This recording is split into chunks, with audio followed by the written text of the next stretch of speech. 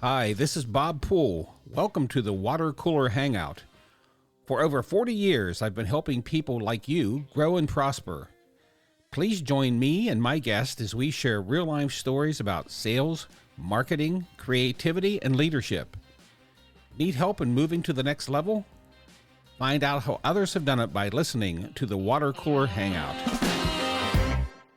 For many years, I've kept a file of just random ideas about sales, business, creativity, and I used to keep it on paper, but now I keep it in Evernote. So I was going through it yesterday looking for something, and I thought, you know what, I think I'm going to share some of these thoughts and notes with the listeners of the Water Cooler Hangout. So here goes. I hope you enjoy. Many people today are starting their own small businesses for a number of reasons. Some have been let go, some have been displaced, replaced, and others just want something different out of life. Some are looking at retirement, and yet they still want to keep working. A lot of people in their 60s and even into their 70s are still working out there, not because they have to, although some do, but because they want to. However, unless they have a good background in sales and marketing, many of them will fail because they don't know how to get people's attention. They don't know that they need to listen first and sell later. Back when I was just a kid, 22 years old, I started my first business. It was a studio-based photography business. I was really young, was under the impression that if I built a really great studio, along with creating and presenting great work, the public would be knocking down my door. It's that old story, you know. It didn't work like that. I quickly realized that people were not ready to listen to what I had to say about my photography. It was only after I realized that I had to get their attention first that I began to experience success. As I got more experience in marketing and sales, this is what I learned.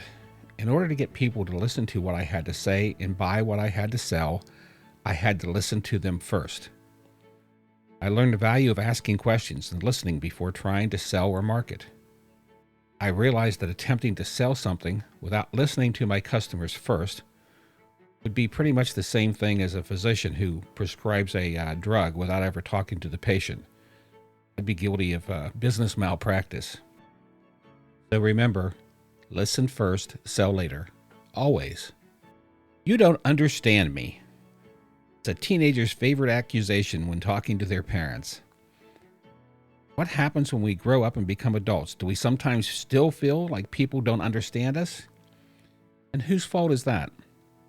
If you're a speaker in a conversation, it's your responsibility to make sure the listener understands. On the other hand, if you're the listener, the responsibility falls on you. It's actually a 50-50 process, but the irony is that 100% of the responsibility is on both people. So let's talk about listeners. Listening is an art. The first thing you need to do to be a good listener is to tune the world out.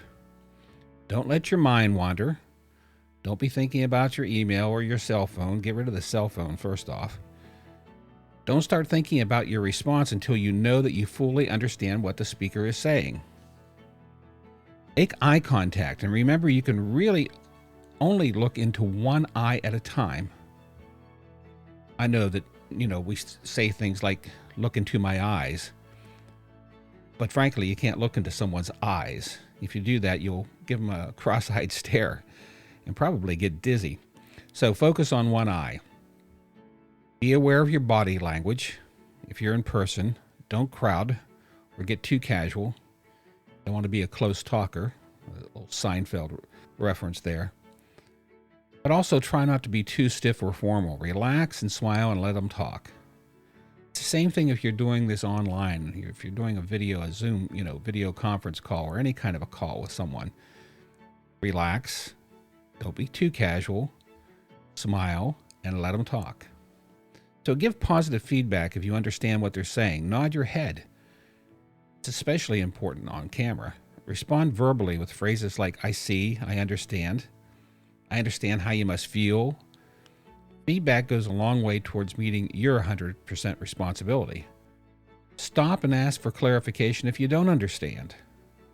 If you give these things a try, you'll find that speakers will respond much better to you, especially when you change roles and you are the speaker.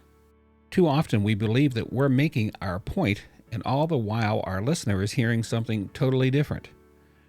Frustration escalates on everyone's part when the listener responds to what they thought they heard or interpreted.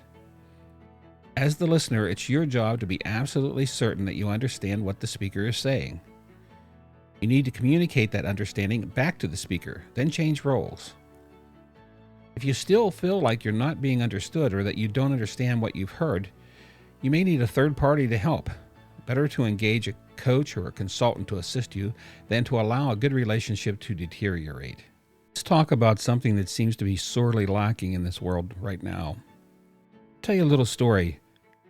It seems like when it comes to house pets, most people claim to either be, a dog person or cat person. Some like me are both. It wasn't always that way. Once I would have said I was a dog person. But a number of years ago, I was adopted by an older male cat that someone had dumped in the woods near a walking path that I follow. I named him Walker, and he quickly decided that I was his best friend. When he died unexpectedly one day, my wife and I rescued a couple of other cats to join our 2-dog family. Even at that point, I wouldn't have called myself a cat person. I liked them, but I was still a little bit leery of them. They had all those claws and sharp teeth, and they knew how to use them. More than once, I had managed to get myself scratched by my little female cat when I was playing with her. She's quick. So I'd give him some pats on the head and some few rubs, but I was careful to stay out of reach of those claws. However, that's all changed. As I sat down this morning to record this, 2 of the cats climbed up on me and my keyboard. This happens all the time, especially these days of Zoom calls. It seems like there's always a cat in a Zoom call. So I rub them all over, and they roll over on their backs to have their stomachs rubbed. Quite frankly, there's a mutual love in here every morning at my desk. So what's changed? What's missing right now in our world? The answer is a single word: trust. I trust them, and they trust me. I've earned their trust, and they've earned mine. Trust isn't something you can buy. It's not easy to earn, and it's really easy to lose.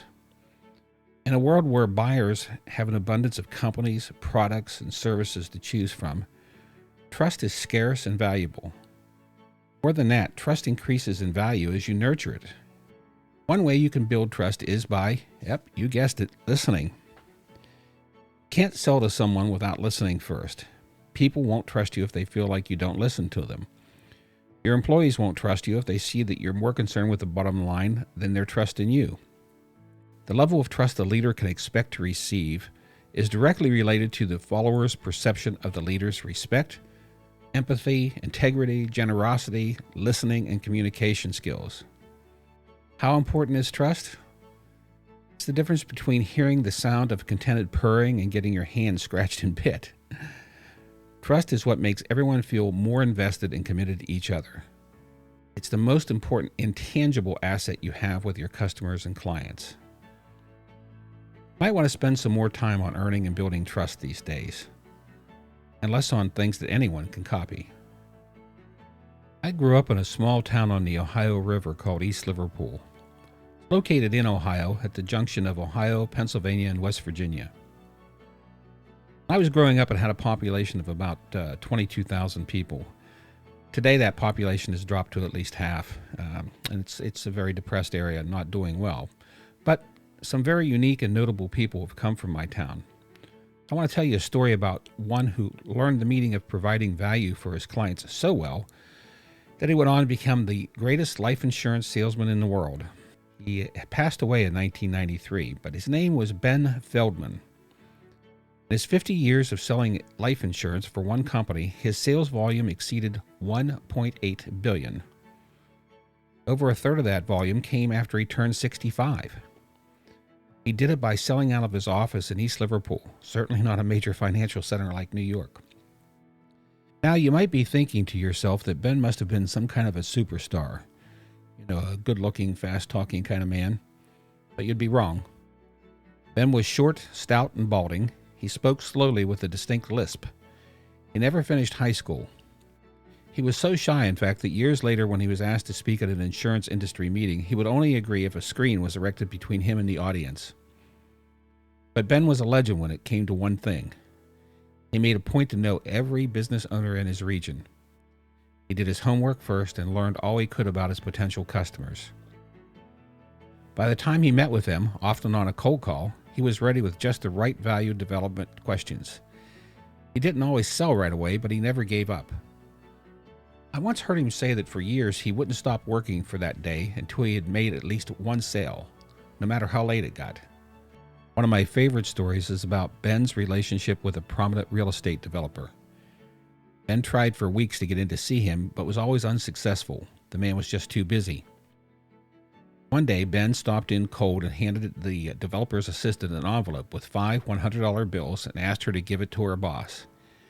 He told her, if I don't have a good idea for him, he can keep the money. He got in, and he sold a $14 million policy.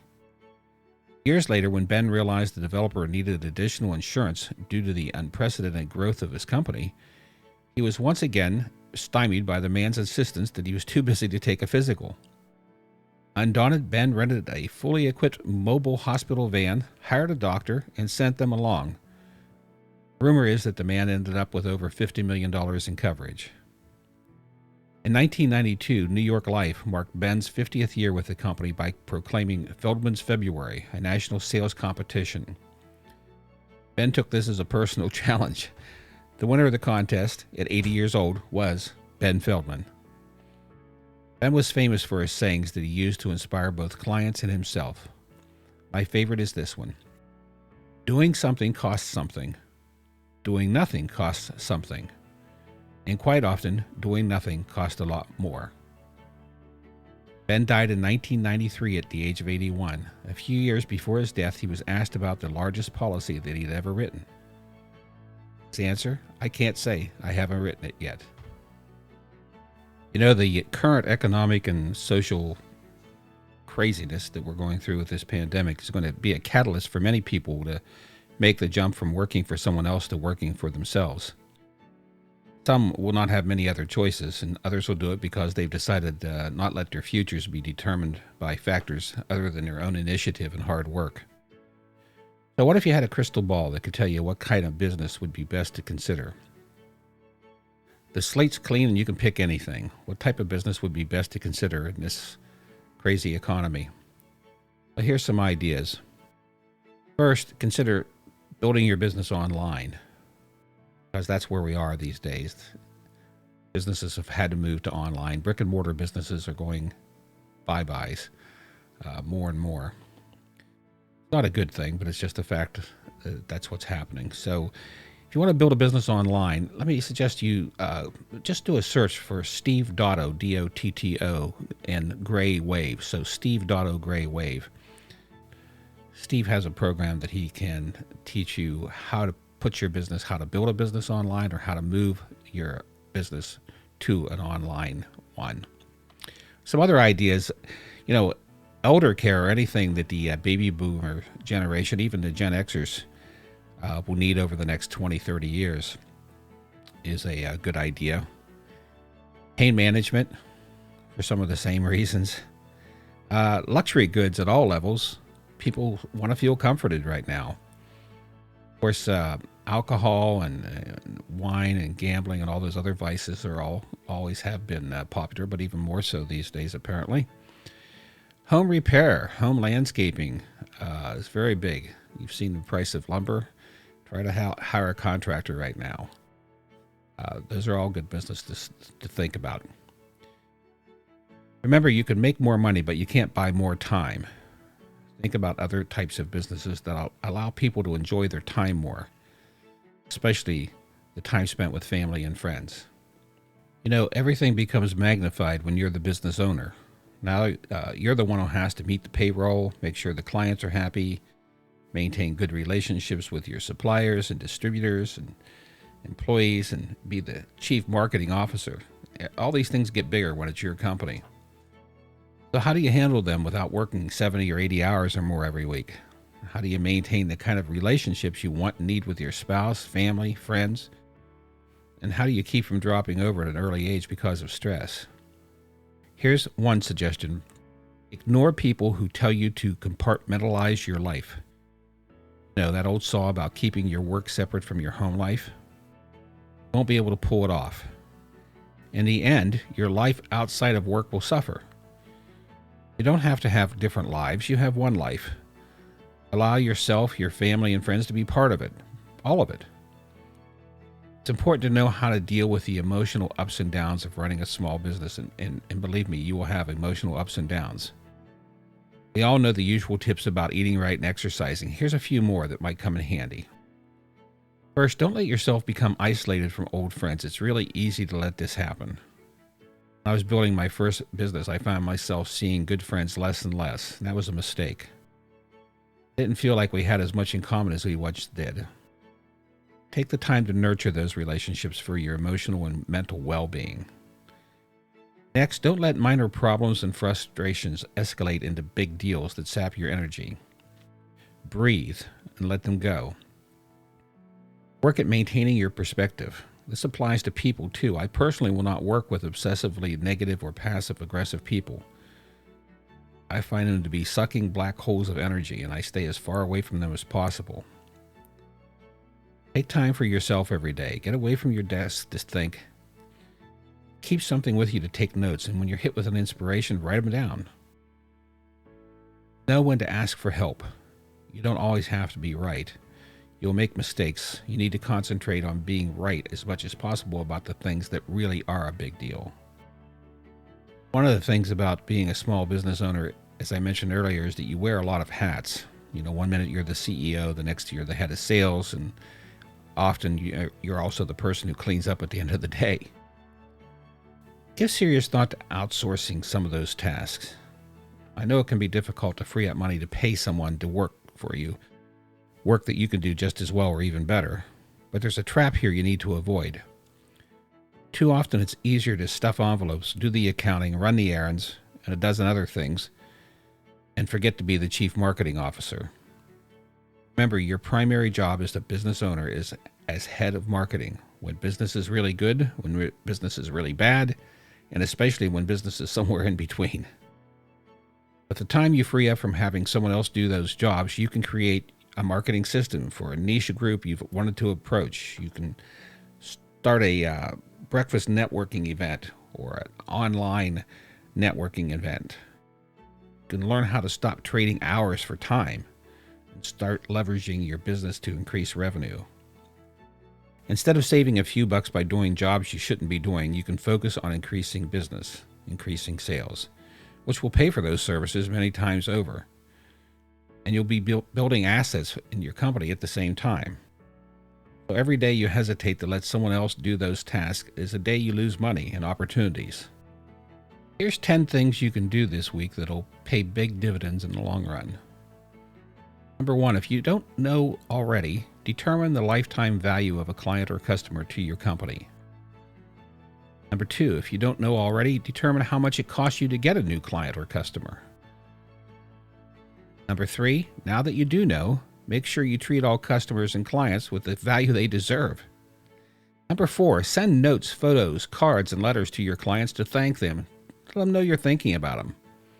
5, create a newsletter or blog for your customers and clients. Yeah, I know, blogs have been around a long time, but trust me, they still work and they still work well, especially if you focus them on your customers and clients. Number 6, offer a discount for free payment program. 7, think about a frequent buyer program, if that fits for your business. Number 8, ask your customers to see what you're doing right and what you can do better. Everyone does surveys these days, and frankly, I get tired of filling them out. Better to just ask them. If you can do it face-to-face, pick your top 20 customers, your top 20 clients, and ask them what you're doing right and what you can do better. Number 9, make a note to learn all you can about those top 20 clients. Find out their hobbies, birth dates, family members' names, interests, pets, etc. Send birthday cards, news clippings about their hobbies and interests, notes and postcards if you're traveling again with information you know they'll appreciate. News clipping on a topic of their interest. Maybe send something to their child if they have a particular sports star that you find out about or a team. Send something to the kids. Same thing for the pets. People love their pets and they love getting gifts for their pets. And number 10, I often lie in bed at night right before I go to sleep experiencing what I call monkey mind. Notice I don't say that I'm suffering from it. Monkey mind to me is that time when you're all alone with your thoughts, maybe about your business or clients or the sales call you have planned for tomorrow, but your mind tends to race from one thought to another, like a monkey jumps from tree to tree. This kind of thinking would be distracting much of the time, and there are therapists who work to eliminate these thoughts, but I also find it can be pretty creative. I suspect most business owners sometimes find themselves awake at night thinking about the company. It's stressful running a company. There are things that keep our minds whirling. But try turning it into a positive experience. Here's what I do. I let my mind jump around, and if you can imagine doing this, I stand back and watch it as an observer. When it jumps to a thought that seems interesting to me, the observer, I engage myself fully in the process. That's when I get some of my better ideas. Keep your phone, your smartphone that has a digital recorder on it, or a lighted pen and paper next to the bed. Either record or write your ideas down. If you don't, you often realize that they were fleeting and then they're gone. In the morning, listen or take a look at the list while you're having your breakfast. Often what seemed like a good idea turns out to be one that the monkey should have kept. But just as often, you may find the solution for a problem, an insight into someone who works for you, or a creative idea that you can implement today. When you're ready to sleep, become the observer again and say goodnight to the monkey. Let the thoughts rise and float away into the trees. If you still need help sleeping, try a glass of warm milk, blended with a banana, of course. Here's some things I've been wondering about. I've always been a proponent of companies and salespeople sending birthday cards to their customers. It's a great way to connect. It's an opportunity to be creative. And both those things are essential to building a positive customer relationship. But now I wonder, maybe it's a better idea to give the customer a phone call. Communication is getting more impersonal, and with the pandemic, we just don't see each other anymore except on a Zoom call. I wonder if a phone call would mean more to them. What do you think? Maybe both. Send that birthday card, but on the birthday, pick up the phone. You leave a voicemail, but at least you tried to communicate with them directly. Some other things I've been wondering is, I wonder why people don't expect the best to happen instead of the worst. Why do they allow themselves to be paralyzed by fear? People who need to know something is perfectly safe before trying it never get anywhere. Remember Indiana Jones and the Holy Grail? The final step was a leap of faith. You have to have faith the best will happen. You have to know it won't always work out, too, and you have to pick yourself up and try again. I also wonder why some people treat waiters and dry cleaners, the checkout clerk, so poorly.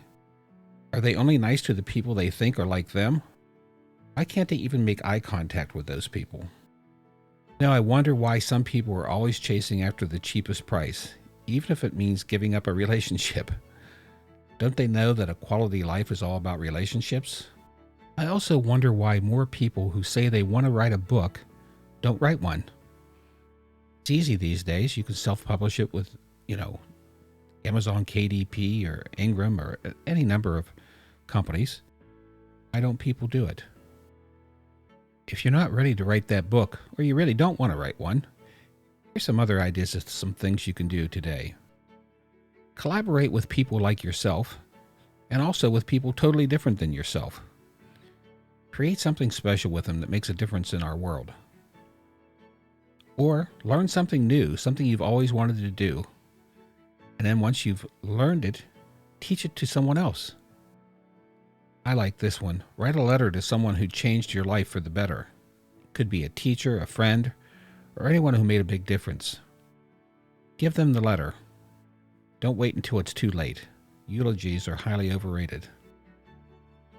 Remember to embrace failure. Without it, you aren't really trying. And lastly, try to start each day by remembering that we're all connected. I have faith that if each of us remembers, it could make a world of difference. Have a wonderful day. Thank you for listening.